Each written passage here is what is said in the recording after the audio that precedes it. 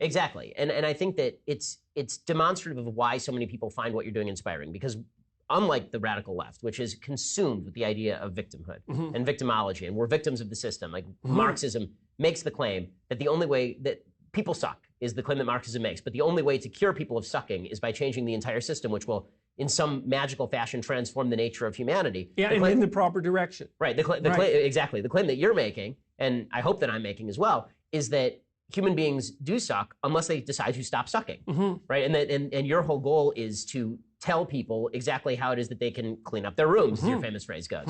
Yeah, well, they might as well start with what's right in front of them. It's a lot harder than it looks, because to clean up your room means to accept that it's actually necessary for you to take that little bit of chaos that's in front of you, that chaotic potential, and cast it into habitable order. And then you have to develop the right attitude towards that. It's like, okay, well, I'm going to put my room in order. Well, what do you mean? Order is in relationship to something. You know, like if your desk is ordered, it means you've ordered it because you're going to work there, and you're working there on something valuable. And so the order is conceived of in relationship to a telos. It's like, okay, you're going to order your room. Well, what are you going to do in it?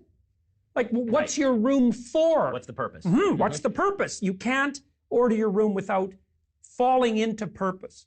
And I would say, well, if you're going to fall into purpose, it's like, try it out on a local scale first, right? You don't want to go out there and change the system. It's like, what the hell do you know? Leave the system alone. See what you can do locally. See if you can put yourself together. See if you can put your immediate environment together. And you'll find, if you're in a chaotic household, and a chaotic household would be one where no one has any discipline, no one has any aims, and there's a terrible battle between Cain and Abel going on all the time, right? So life sucks and everything's miserable and we're cynical, and that's what wisdom is. It's like, and there's no point in trying anything because everything's meaningless, and who the hell's going to care in a million years? And you're a fool to move forward in any case. It's like, there's your household. Okay, and so now you decide, no, despite all that, I'm going to put my room in order. It's like, you will have a war on your hands. Because the first thing the people around you who are aiming down will do is think, oh, you really, eh? You think you're so much better than we are, do you? You really think that, you and your fancy goddamn plans. It's like, we're going to put every psychological obstacle we can possibly think of in your way. Because if you succeed, even in something that trivial, you shed a very dim light on our existence. And so we're going to do everything we can to take you out. And so people think, oh, well, cleaning your room, that's just a cliche. It's like, yeah, really, eh? Just go ahead and try it. You see how much of a cliche that is. And if you've got your room in order, then put your office in order.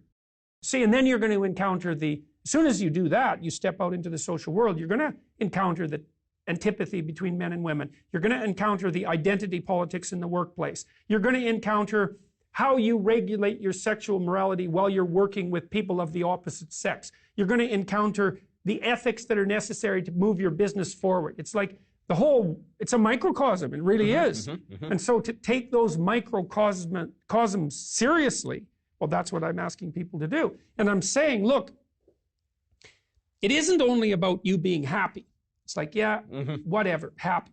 There's lots of times in your life you're not going to be happy, and so that's not going to work. You want to have something meaningful. That's the boat that will take you through the storm, right? When you batten down the hatches. But there's more. It isn't even that. It isn't even a meaningful, engaged life will see you through the catastrophes, even though that's a big deal, right? That's a great proposition, and I really believe it's true, because you can say to yourself, yeah, it's worth it. Right, and great, man. But there's the other part of it too, which is, don't be thinking that your errors aren't linked to hell, because they are.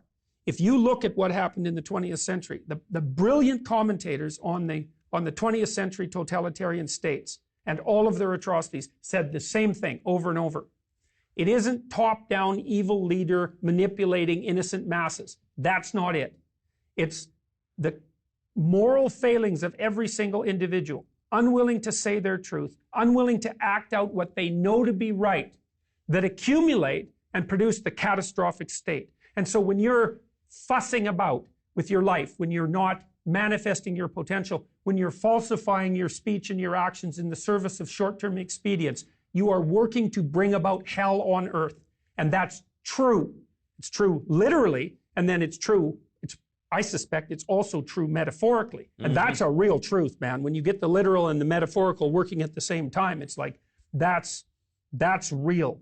So it isn't just that you have to fix up yourself so that, you can have a better life. It's like, who cares about you for a moment?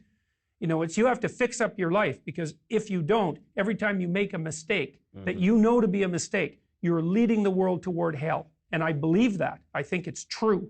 Well, Jordan Peterson's book is 12 Rules for Life. Honestly, we could do this all day long, and we'll certainly have you back. I really appreciate the time. There's a reason so many people follow Jordan. There's some reason so many people are buying this book. The book is fantastic, and his other book, Maps and Meaning, is also fantastic, so go out and get a copy of that as well. Jordan, thanks.